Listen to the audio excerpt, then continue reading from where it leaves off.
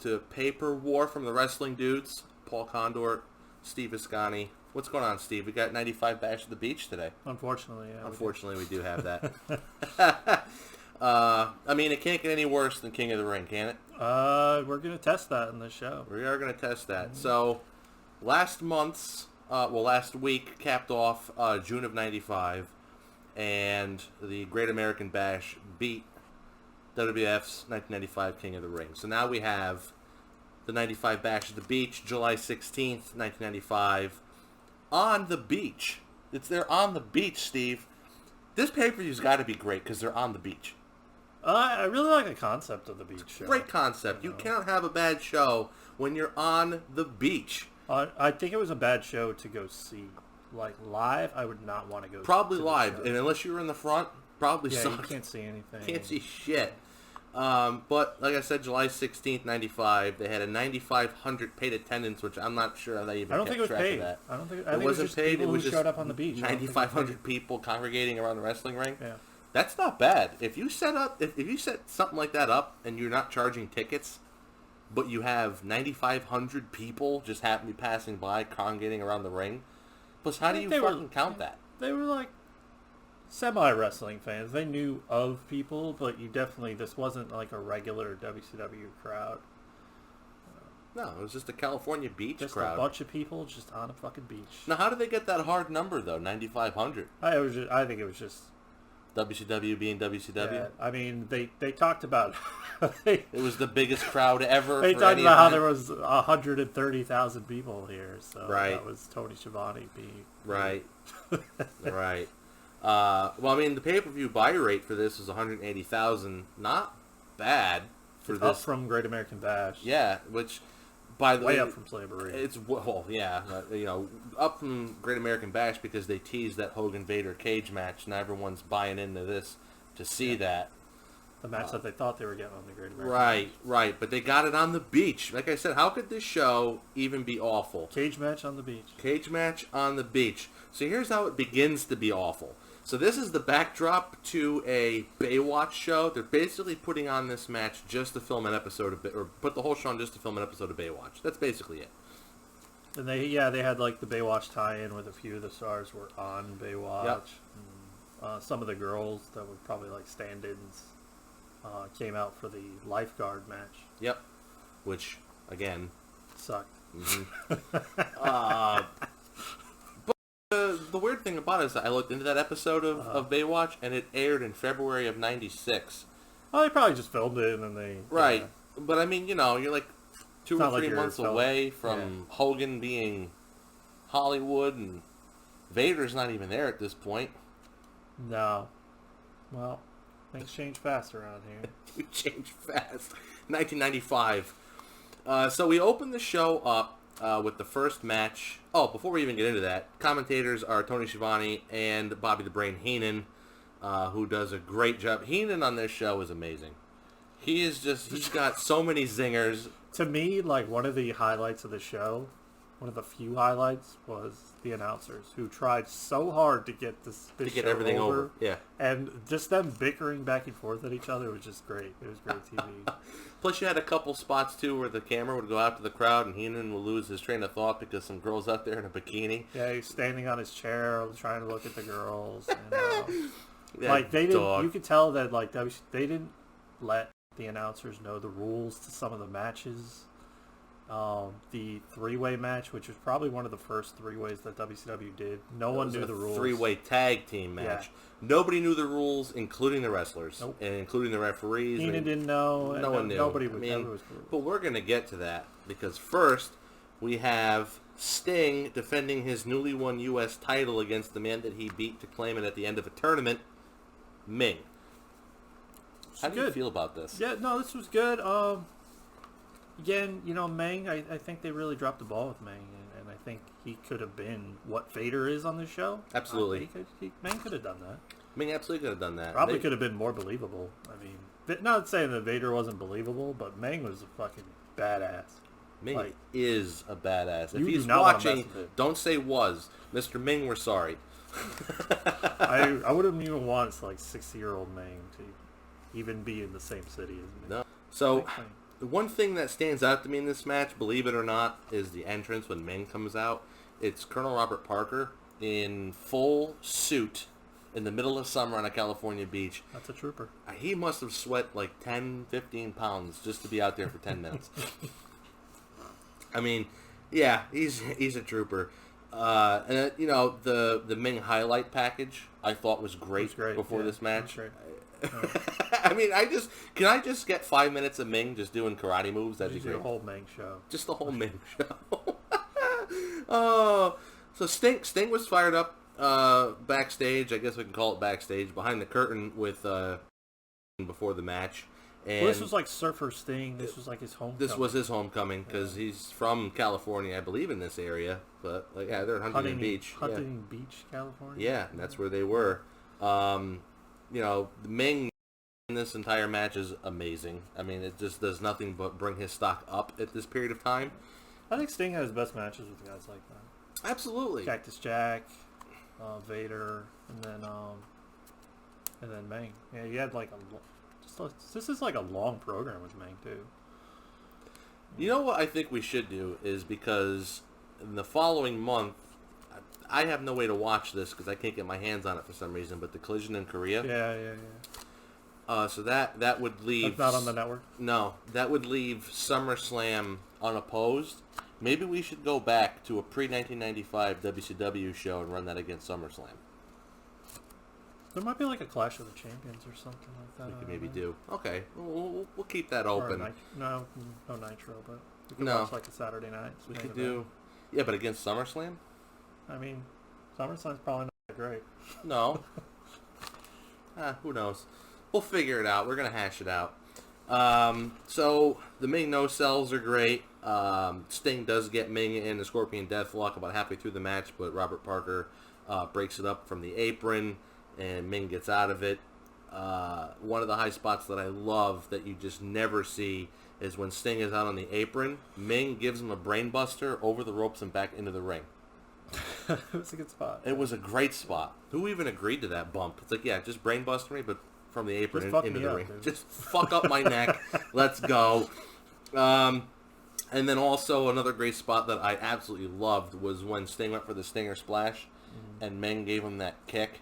But, like, he got air. He got both feet up in the air, head level with Sting as he was up there while using the ropes to balance himself. They definitely had some good chemistry. Great chemistry. And the match was hard-hitting, fast-paced, and physical. I mean, the finish was kind of mundane. It was just a simple roll-up. Yeah, that's what kind of hurt the match for me a lot. It hurt that for you? Because, I mean, you went through a couple big spots, and the finish was just a simple roll-up. Yeah, the finish just kind of happens out of nowhere. Yeah. And then after the finish, Ming attacks Sting to get his heat back after being pinned by a simple fucking roll-up. Yeah. But then Hawk comes out, and they're going to, I guess, reignite that rivalry again. It's just what we need. It's just what we need to save maybe the next big show. So, yeah, Sting for the win, defends his U.S. title. I gave it 3.5 stars. I think 2.5. 2.5? I mean, it wasn't bad. There was nothing bad about the match. It was a great opener. I thought the crowd was into it. High energy. But the finish for me, really. The finish felt flat. But yeah, I could see where you went lower with that instead of going with 3 stars. So 3.5, 2.5. And then we get a Renegade interview. Just what I wanted. Just what we wanted after that. Now we can see where the direction of the show is going. What was he saying? TOS, terminated on sight? Yeah, did a lot of yelling. A lot of yelling.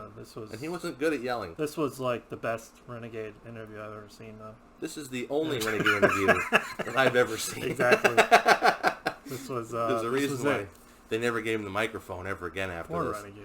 So then that brings us to the Renegade against Paul Orndorff for the TV title. And just to confirm, because we weren't sure, because they didn't really show his entrance that fast in last month's pay-per-view, but at Slamboree when I said it looked like he ran like he pooped his pants, yeah. But you said that the entrance to ring was very short, so maybe it looked like that. This was a much longer run, and it looked like he pooped his pants. He might have. I mean, he runs with his legs way out there. I mean, maybe it's just how he runs. Hey, he runs. Actually, he runs a lot better than he wrestles. I wonder whatever happened to Renegade like after. I know he's dead now, but he like went into a big tailspin in life. Did he? Oh yeah, What a majorly depressed because I actually when we started this series and Renegade was on the television, I went, oh yeah, Renegade, and then I Wikipedia'd him, and I had to take an antidepressant after reading that. It was pretty rough. ugly. Yeah, it was rough. But I mean, we're going to get into it, and we're going to find out that this man had no training in wrestling. So, That's shocking. Renegade was so, I want to say, transparent in what he was, that this crowd in California was actually way behind Paul Orndorff. Like, he was like Hulk Hogan. Yeah. It was like booing John Cena at the ECW arena. Yes. Right. And we get a Mr. Wonderful chant at some point. I mean, this is Mr. That was the Wonderful. first Mr. Wonderful chant since the 70s, at least. At least. In California, I don't where think he's got there's no any real ties. build-up for this match either. I think they just put him in with Orndorff because he was a trainer at the power plant, I think. Makes sense. Thought that he can give him a good match. Well, I mean, Orndorff is a great wrestler. Yeah. But like the same as Arn Anderson, neither one can save this match. He tried. Because Orndorff tried really hard, but like, and the couple things that really stuck out to me about this match were like, I'm pretty sure that Renegade had the ugliest drop kicks I've ever seen in my life, where he like fell flat on his back and just like flailed out with like some weird kicks. Yeah. So Yeah. He couldn't even apply a headlock correctly. There was a very long, awkward headlock at the beginning of this match Poor to start it Renegade. off. I mean, or Renegade. oh, I have written down, there wasn't a build-up, but Paul Orndorff won the Slim Jim Challenge to challenge for the TV title. Well, that's So I guess there was like a, I don't know, it was a real thing. But yeah, the best spot in this match was when they actually used the setting for their advantage, and when Paul Orndorff hit Renegade with a handful of sand. Yep. That Same was the spot. only Yeah. time you get a sand spot at a show that takes place on the beach. I don't know why there weren't more sand spots. And why was the only sand spot in this Orndorff Renegade match? If I'm wrestling on the beach, that's the first way I go. Is I'm using that sand spot. There's got to be sand spots throughout this match. I mean throughout the whole show. Yeah, awful drop kicks. I wrote down Renegade sucks. He can't even take an actual bump, like a snapback bump. He like sits down on his butt first and then lays back. It just looks awful. Even the finish was fucked up, where Renegade doesn't even go over clean, but the referee counts 3, even though Mr. Wonderful gets his shoulder up. But After a devastating belly-to-back suplex. devastating belly-to-back suplex.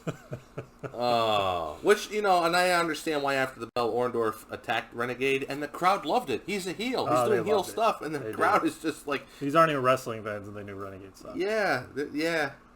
Awful. So I gave that a half a star. Yeah, I'm -5. -5. You're -5 on this one? This was the worst match I've ever seen. Yeah. This is the worst match you've ever seen? Yeah, this was bad. This was really bad. Did you change your mind 20 minutes later in the show when you saw the 3-way tag match? No, I liked the 3-way tag. I liked it better than this. So, okay, you're all in for a special treat. Now, we all know that the King of the Ring that we reviewed last week for 95 fucking sucked, but Steve just gave this match a -5. Yeah. That's because the King of the Ring matches were just kind of like there and nothing happened. This match was legitimately bad, where like it's just like it hurt me to watch this physically. Oh, man. All right. Yeah. So, a half a star, -5. Yeah. And then we get a video package. We're getting some recap and stuff about what happened with Kevin Sullivan, who found his way to the Dungeon of Doom. Now we're getting to the good shit. As good as it's going to get pre-NWO. Mm-hmm. So we're going to get... So Kevin Sullivan's in there with Prince Iaukea. And we have Kamala's introduced as the newest member of the Dungeon of Doom. A lot of screaming here. A lot of screaming. He's like the godfather of the Dungeon of Doom. Right. This was so great. I love all this shit. It's so bad that it's good. But also, on the Saturday night prior to this show, we got our first look at the Zodiac, which looked like a very, very surprised Ed Leslie in face paint. A very surprised Ed Leslie. I love all the Dungeon of Doom characters. I wish they'd bring it back now. I do. I don't think that they have the guys to pull it off right now. They don't. Maybe not. They don't. I love Dungeon of Doom. This was... you have to have Kevin Sullivan. You have to have, with his Little old man. exaggerated markered eyebrows, you have to have Kevin Sullivan. So we go from this amazing segment to a Jim Duggan promo, which is like every other Jim Duggan promo. Yeah, he just phoned it in. At this Just phones it in. He's Hogan's boy. He's just getting a check, That's it. hanging out. And then we get, we see where this is going. Kamala, who we just saw, introduced with the Dungeon of Doom, against Jim Duggan. We're just going to go ahead and not talk about this match because there's nothing to fucking talk about. I actually have written down the word nothing underneath the match. What do you have written down? Hogan, or Hacksaw and his white meat babyface promo, yelling and screaming. Every Dugan match ever, slow plotting, trying to get over how dangerous Kamala is. With a lot of USA. Yeah. A lot of action to break for him to go, USA! At least he wasn't facing a Marine this time. It's true. So I gave this 0 stars. Yeah, I got -2. -2. -5. This is followed by this is -3. very this is a slight step up from the previous match. I Slight. was kind. I gave it 0 just because it's legacy, guys. You know, it's like it's Kamala. It is Kamala. He's fresh off of a I hot love angle Kamala. with the Undertaker. So I love Kamala, but this was rough. It was rough. So 0, -2. One day we'll get into some positive matches. Maybe next. So then we go to the back, a Macho Man promo, cutting a good promo against Ric Flair. I enjoyed it. It was a good Macho Man promo. I wrote down, I don't even know what he said, but I loved it. Yeah, it's just Macho Man. He's just doing his oh yeah stuff. Mm-hmm. So then we go straight from that to DDP against Evad, David Sullivan, in the blow-off from the arm wrestling match that took place at Great American Bash. Yeah. I actually really enjoyed this match. In the first 30 seconds of this match, there was way more energy and reaction and actual wrestling going on than in the entire Duggan versus Kamala match. It was. The one thing that like really kind of, maybe it's just because I'm looking at it in 2021, but like, it legitimately made me uncomfortable seeing DDP just like berate Kimberly there. I also love too how when Tony Schiavone was saying that he was being abusive towards Kimberly, that Bobby Heenan actually said, "Well, not physically." This is ugly. It was ugly. So I mean, it starts But off. it gave DDP a lot of heat. It did, but even from the very start, and it got lots of sympathy towards Dave Sullivan. I mean, they're basically running the same exact angle from 10 years prior with George the Animal Steel, with Macho Man Randy Savage and Miss Elizabeth. It's basically the pretty same much. thing. Yeah. Just the simpleton who wants the jerk's girl. Simp. I mean, it is what it is. I mean, but the match starts. There's a kid with the Hulkamania shirt on at ringside. He's got the flowers. Gives And flowers to Kimberly. He hands them to Kimberly. Or the DDP Diamond Doll. let's call it. Sorry, the Diamond Doll. Yeah. That's right. She's not Nitro Girl yet. No. So DDP loses his shit over that. And you got Max Muscle not doing anything. He just stands Except there. looking like Just big as fuck. He's looking- as big as the ring. Looking like an absolute fucking house A at tank, ringside. Yeah, he was. Evad rushes the ring for a huge pop, shoves the flowers in DDP's face. That was fun. I mean, high energy, hot crowd, but ultimately the finish was a diamond cutter. You know what's DDP weird to going me over. was seeing a diamond cutter with no reaction. None. I know. It was like, because that, I mean, the pop is always so huge once Nitro gets going for that. And it's just like, Because he whips it oh, out. all right, that's cool. Right. It's like, oh, okay. Nice fall away neck breaker. Yeah. So yeah, that was the finish. I gave it 2 stars. I thought it was quite a change of pace on the show from the previous 2 matches. I'm at 1.5. 1.5. Not bad. We're positive. Yeah, we're in the positive. Steve likes a match. I think the rest of them I'm positive on. Not by much, but I'm positive. All right. That's good. So we go from that to a Harlem Heat promo. The best part about this promo, I don't know if you caught it, but Stevie Ray was just straight up stepping on Mean Gene's foot. Was he? Oh, Mean Gene was losing his shit. You could see, as soon as they walked in the screen, Mean Gene is looking at him, pointing down, and he finally like yells out "foot" at him. Like, Well, he's a large man. he's a very large man, and he wasn't wearing a T-shirt this time, so you could kind of see that it wasn't too fucked up. So, I mean, I thought he was in like a horrific accident. I don't recall because at Great American Bash he was wearing a T-shirt, and you could see road I mean, you rash. could have like some kind of cosmetic surgery or something. Could be, maybe. But Sherry was great here. Sherry's always great. Sherry was like the best thing about the match and the best thing about this promo. Sherry was unbelievable.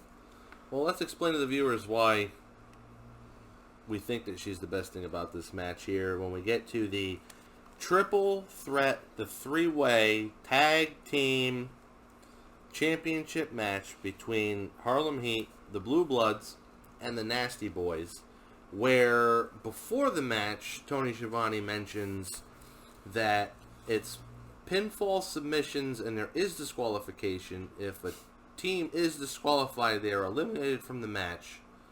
That doesn't even come into play. No, I think they kind of just changed the rules like halfway through, and they definitely didn't tell the announcers what the rules were, and they had no idea. They're just speculating. No one knew any of the rules. Everyone participating in the match didn't know the rules. The commentators didn't know the rules. Fans at ringside didn't know what the fuck was going on. It was just a mess. There was even a spot too where Bobby Eaton goes over and tags in, I think, Stevie Ray or Booker T while the other one was already in the ring. Yeah. And the referee went, "No, I'm not going to allow that." Yeah. And then they're looking like, "Well, why the fuck not?" So it's, I don't know. This was so great, WCW, just shit. I mean, it's all over the place. This was just a whole big mess, and the guys in the ring had no idea what It to do. starts out as a whole big mess too. Pardon me, everybody. I need my beverage. It starts out as a whole big mess too because they have that coin flip to see who starts. That looked wild. Yeah. How do we not even coordinate a fucking coin flip? That looked like it was the most uncoordinated thing I've ever seen in my life. Sign of things to come. So we have that, and then the botched tag I have written down where we just said where Bobby Eaton tags in the partner of the guy that's already in the ring, and the ref wouldn't allow it.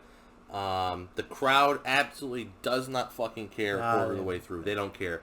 A hot tag to Jerry Sags, no one gives a shit. Nobody gives a shit at all. The finish of this match is that the Nasty Boys technically get the pinfall, but Harlem Heat retains the title. Yeah, because he pinned both of them. Because he pinned both of them, but because Booker T was in the middle doing the original pin, they gave the 3 count to Booker T.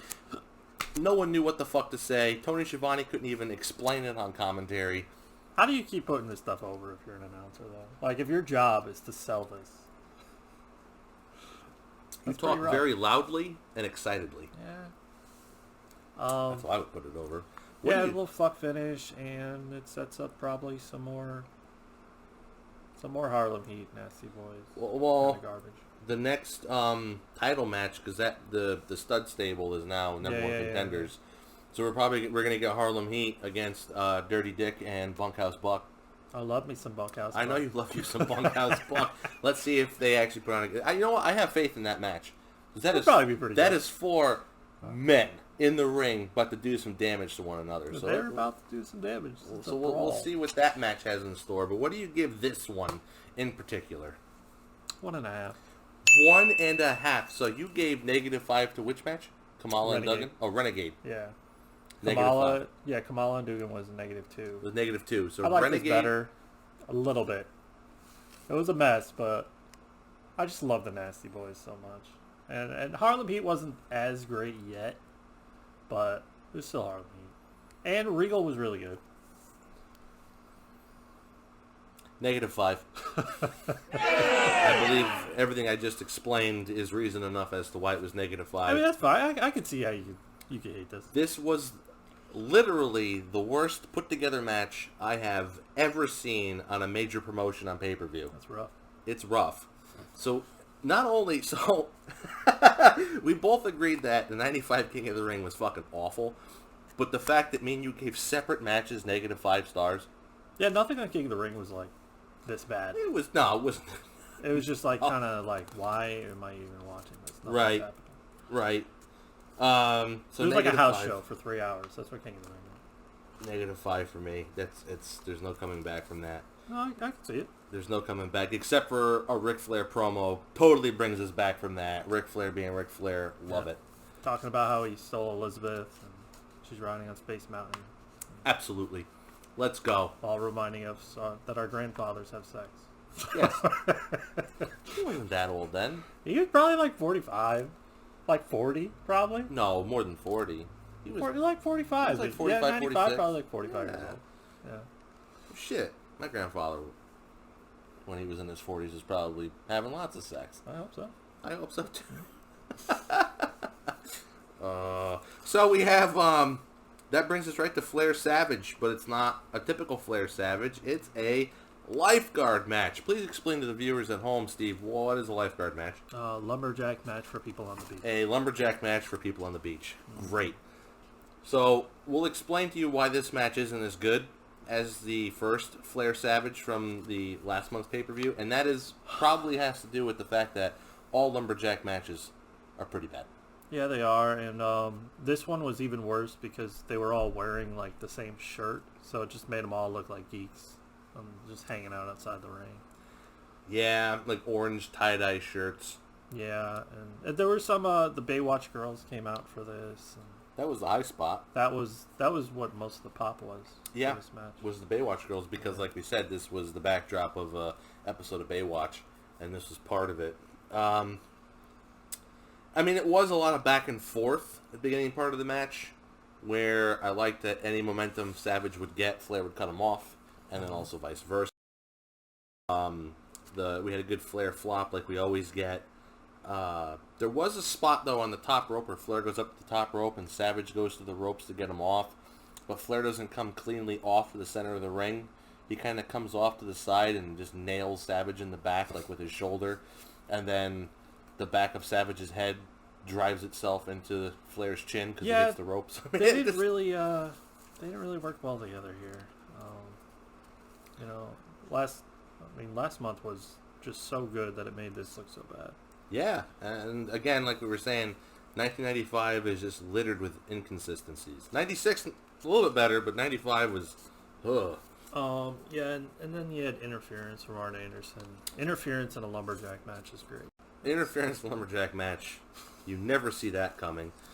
So Arn Anderson comes in, hits Savage with an Arn DDT. The best. He kicks out of it Yeah. because they have to put over how just resilient Macho Man is. But you know how resilient Macho Man is? Resilient enough to get an elbow on Flair and to go over cleanly. And he goes over. We finally get the Savage win. That's great. The Savage win, and nobody fucking cares. Not really, no. Nobody fucking cares. Oh, star and a half. This was two stars for me, which was probably one of the worst Flair matches you're gonna see.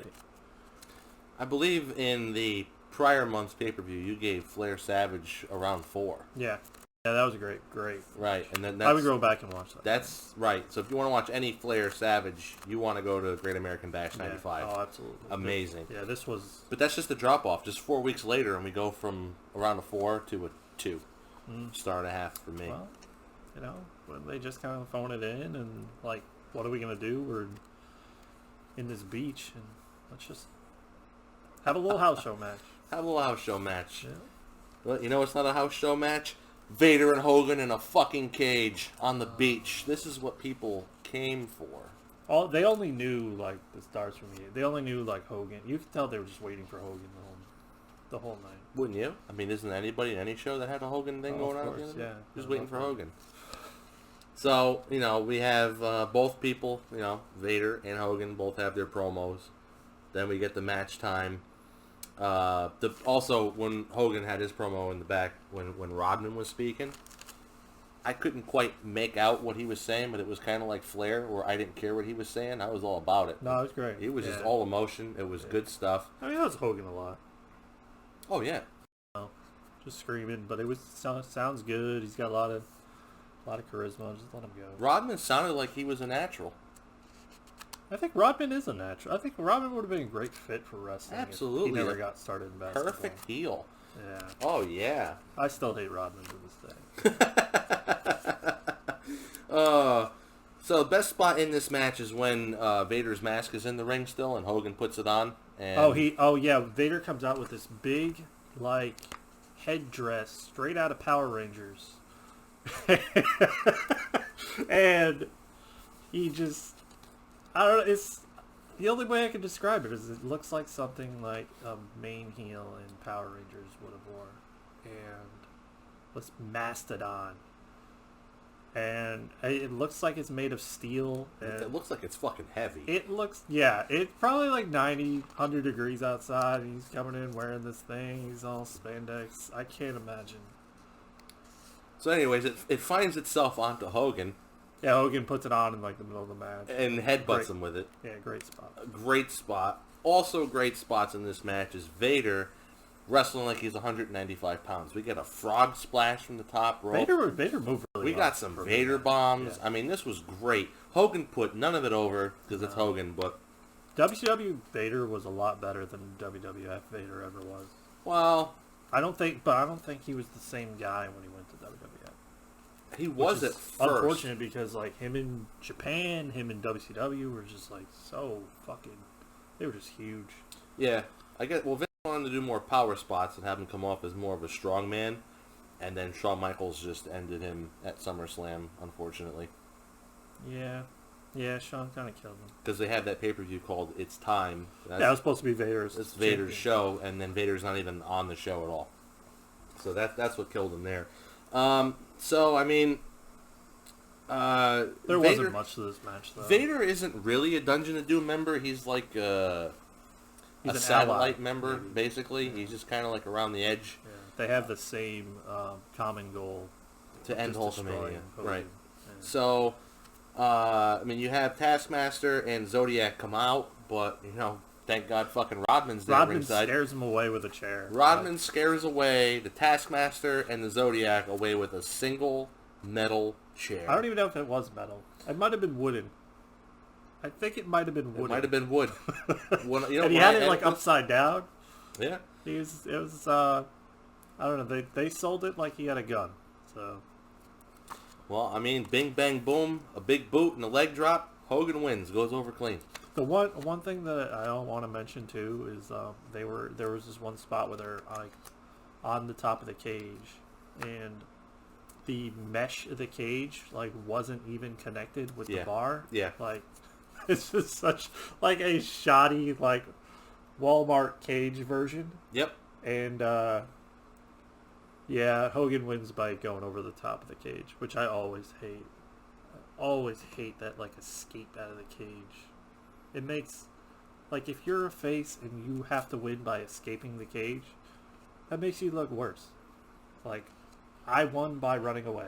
That's what I did. I always thought that the steel cages were a good match for the heels because of that. Like, you can get beat into a bloody pulp and they still win because they ended up escaping. Yeah, but I want the cage match to me should be like a big blow off. It should be like Nobody Magnum in, PA and Tully right. Blanchard. Nobody in, nobody out, You bloody should die mess. in a cage. Right. Yeah, you're right. Tully and Magnum at that, what was that? Was Starrcade, wasn't it? Yeah, that was probably the best cage match I ever saw. Yes, I have to agree. That match I would have given 5 stars. Oh This my match God. I give 2. We should go back and rewatch it. Would you want to put that up against SummerSlam?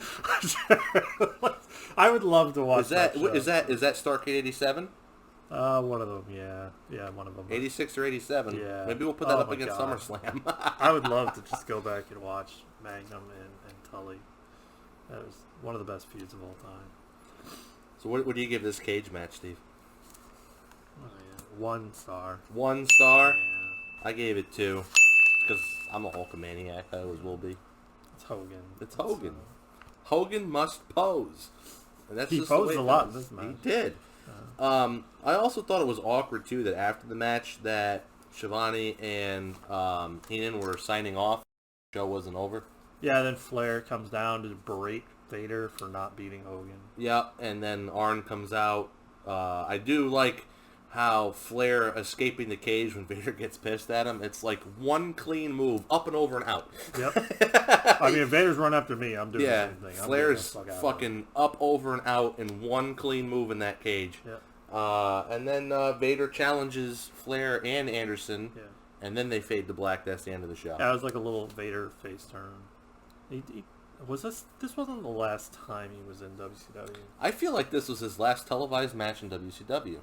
I know this was his last pay-per-view.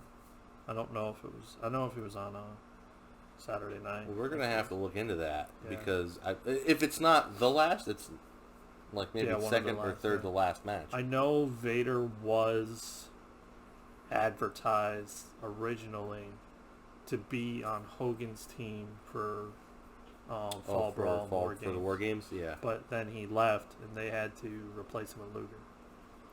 Fucking Luger. No, Luger wasn't there. Not for the War Games. No, he was gonna be there. He was gonna be there. Nitro started before War Games? Yeah. Oh, yeah. Yeah, Okay. like so it was a couple weeks week before. or two before that. Yeah. Right. That's right. Huh. Yeah, a little Vader face turn, and the show was the show. I think it was a great concept, the show on the beach. It's just the matches. Just How could you fuck up this show? Well, they Yeah. booked it. That's how they fucked it up. Yeah, it's WCW, and there's just like a lot of little stupid shit. I that they gave the fucked show as a whole 1.25 stars. What would you give it? up. Yeah, 1 star is fine. I wouldn't want to rewatch the show. No. I wouldn't. There's no match on the show that I would really want to rewatch. Like, Sting was alright. I would watch Sting Sting and and Meg again from the Yeah. show, but thank God it's the first match. I can just pop the show on, watch that match, and turn it off. Then you're out. That's it. Enjoy your day. It doesn't get better than that match. That's about it. Yeah, it's just downhill from there, really. I mean, any show at Renegade. I don't know how many more months we have to endure Renegade. But Not much. I think this is the end. I hope so. I think he's going to drop the TV title very soon because by the time Nitro comes about in September, Yeah. he's already an afterthought. Yeah. So I mean, this is it. Renegade was quick. He I does did make notice, too, appearances. that when they were doing a Vader highlight package, they were playing Rey Mysterio's music. I don't know if you noticed. I did not notice that because Yeah. I forgot what his music was in WCW. His music is awesome. It was always like one of my favorite theme songs. His song in WCW. I always liked Dean Malenko's theme Yeah, in WCW. that was a good one too. Yeah, Oh man, yeah. we're about to get into some good shit, Steve. We coming are. Up. The next few months, when they start bringing in these cruiserweights, this is late '95 into like early '96 is a really good time for WCW. I'm actually going to start getting excited to watch the WCW shows when Eddie Guerrero shows up. Yeah, absolutely. Yeah, all those guys really changed WCW. They did. So opposing this is going to be In Your House 2. And Probably that's another the Sid Lumberjacks. Diesel match. Sid Diesel in a Lumberjack match. Oh, another one. That's great. Another one. The highlight of that show, and I can't wait to watch it, I believe, is Shawn Michaels challenging Jeff Jarrett for the IC title. Yeah, I remember that being a good match.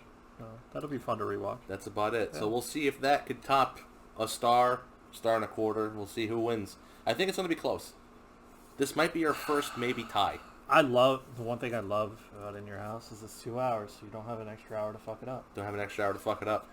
You don't. All right. So for Steve, I'm Paul, and check us next time for In Your House 2. All right.